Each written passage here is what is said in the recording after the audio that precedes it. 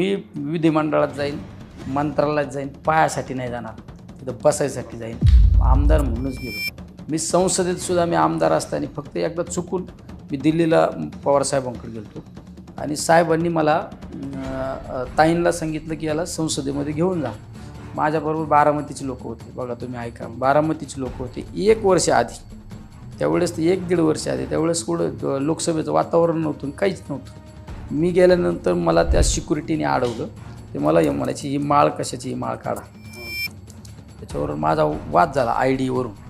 मी त्यांना सांगितलं, माझा आणि त्यांचा वाद झाला. माझ्याबरोबर बारामती सहकारी साखर कारखाने चेअरमन होते, काही जिल्हा परिषद सदस्य होते. तर मी त्याला वाद घातला. मी त्याला सांगितलं, ह्या संसदेत येईल ना खासदार म्हणूनच येईल. ही फक्त एक झलक होती. संपूर्ण व्हिडिओ पाहण्यासाठी आताच भेट द्या आमच्या YouTube चॅनलला.